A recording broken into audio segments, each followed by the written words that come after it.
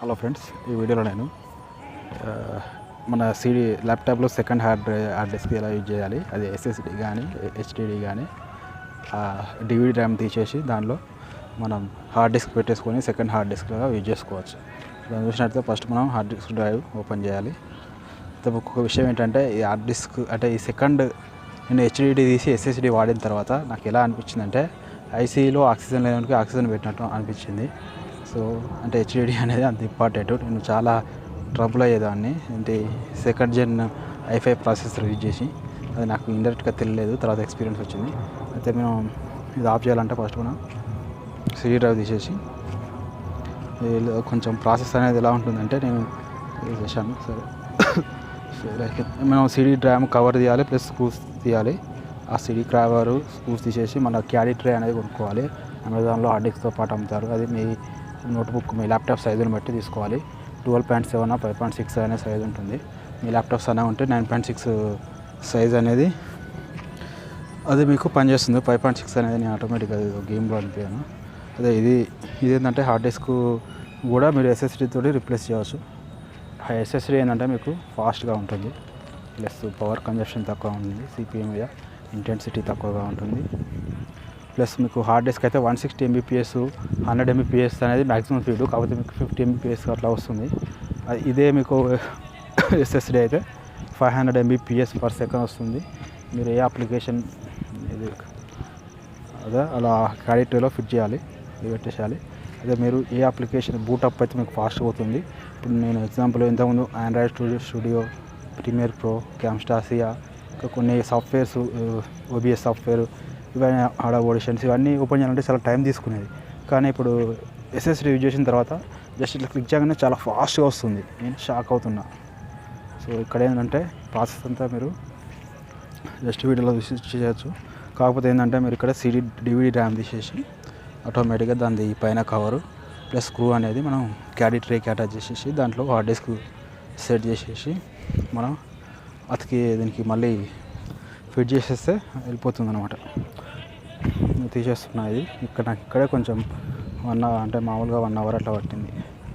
ఏమో అనుకున్నా, కానీ ఫిట్ చేయడం ఒకటే అనుకుంటే దాని తర్వాత డిస్క్ క్లోనింగ్ కూడా చాలా టైం పట్టింది. ఇది తీసేసేటప్పుడు కొంచెం జాగ్రత్తగా తీసేయాలి మౌంటింగ్ అనేది. ఇప్పుడు నేను తీసేసిన తర్వాత కరెక్ట్ వచ్చేసింది. ఇది రిమూవ్ చేసేటప్పుడు చాలా స్మూత్గా డీల్ చేయాలి, లేకపోతే బ్రేక్ అవుతుంది 90% వరకు. అయితే నాకు ఆల్రెడీ 90% అది అటు సైడ్ బ్రేక్ అయిపోయింది, ఇటు సైడ్ బ్రేక్ అయిపోయింది ఆల్రెడీ. ఇది కూడా వస్తుంది. అక్కడ తీయాలి. సేమ్ క్యారీ ట్రేక్ ఎలా ఉందో దాన్ని అలా ఉంటుంది. ఇక్కడ చూసుకుంటే మీరు ఒకటి అది బ్రేక్ అయిపోయింది, ఇక్కడ 2. ఈ ఫస్ట్ అండ్ లాస్ట్ అనేది చాలా టైట్గా ఉంటాయి. వాటిని తీసేయడం కొంచెం ప్రాక్టీస్ చేసి తీసేయాల్సి ఉంటుంది.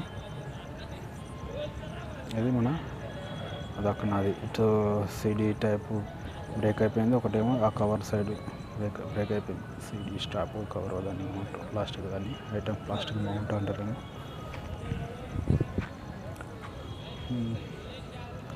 క్యారీ ట్రేక్ ఇప్పుడు నేను అటాచ్ చేశాను, కాకపోతే అక్కడ బ్రేక్ అయింది.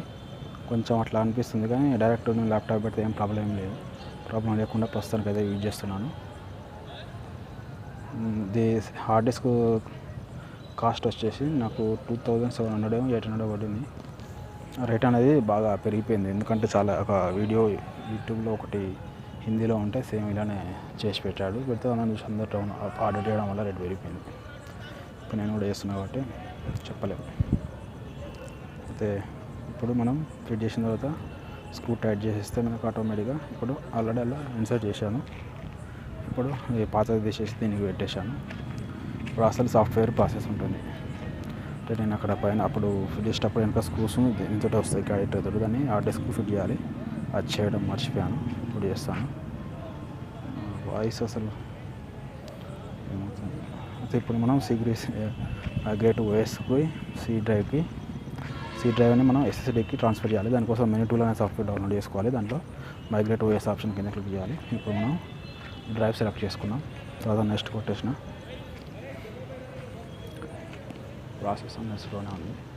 సి డ్రైవ్ అనేది మీరు ఫస్ట్ క్లీన్ చేసుకోవాలి, ఎందుకంటే మీరు ఇప్పుడు నా హార్డ్ డిస్క్ నేను 230 GB తీసుకున్నాను, 240 GB, దాంట్లో 230 GB వచ్చింది.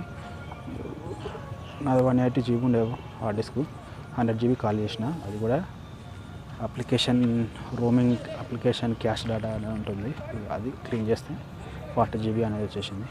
సో ఇప్పుడు మనం అప్లై చేంజ్ చేసుకోవాలి. కాసేపు రన్ అయిన తర్వాత మీకు రిస్టార్ట్ చేయాలని అడుగుతుంది. సరే రిస్టార్ట్ చేయమని మనం టైప్ చేస్తే అది రిస్టార్ట్ చేసేటప్పుడు బూటింగ్ స్టార్టింగ్ ప్రాసెస్లోనే దాని ప్రాసెస్ అనేది కంప్లీట్ చేస్తుంది అన్నమాట. Up to restart it will continue. Okay, ఇప్పుడు మనకు స్టార్ట్ అవుతుంది. ఆ డిస్క్ కాపీ కావడానికి నాకు 1 hour పట్టింది, ఆల్మోస్ట్ 54 minutes అట్లా పట్టింది. అది 100 GB అంట, 180 GB కాపీ ఉంది. 228 GB అనేది వచ్చేసింది. మొత్తం మీద అయిపోయింది. ప్రాసెసర్ స్పీడ్ కూడా చాలా ఇంపార్టెంట్. ఎప్పుడైనా సరే మీరు ల్యాప్టాప్ తీసుకునేటప్పుడు పాత, ఇప్పుడు అందరూ అమీర్పేటలో అమ్ముతారు కదా, పాత ల్యాప్టాప్ తీసుకోకండి. ఎందుకంటే అవి పని ఏంటంటే అవుట్డేట్ అయిపోయినాయి, మారుబడి కూడా తొందరగా ఖరాబ్ అయిపోతాయి. మారుబడి పోతే మీరు ఏం చేయలేరు. ఇప్పుడు నేను ఏం చేశానంటే చెకింగ్ ప్రధాన బుక్ అయితే ఇప్పుడు నేను ఆటోమేటిక్గా ఏమైందంటే కాపీ అయిపోయింది, బూటింగ్ వచ్చేసింది. బూటింగ్ డివైస్ హార్డ్ డిస్క్ అయిందా SSD అయింది అనేది చెక్ చేసుకుంటున్నాను. దానికోసం నేను ఏం చేసిన, మళ్ళీ సేమ్ పిన్ టూల్ ఓపెన్ చేసిన. అక్కడ వస్తే హార్డ్ డిస్క్ డ్రైవ్ పేరు ఉంది, C డ్రైవ్ ఉంది. ఇక్కడ ప్రైమరీ డివైస్ యాక్టివ్ SSD నుంచే బూట్ అయిపోయింది, యాక్టివ్ ప్రైమరీ అని ఉంది. సో నేను C డ్రైవ్ లొటేట్స్ ఎక్కడ ఉన్నాయో వెతుకుతున్నా.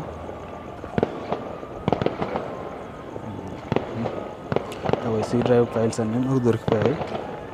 పార్టిషన్ అనేది డిలీట్ చేస్తాను. ఇప్పుడు నేను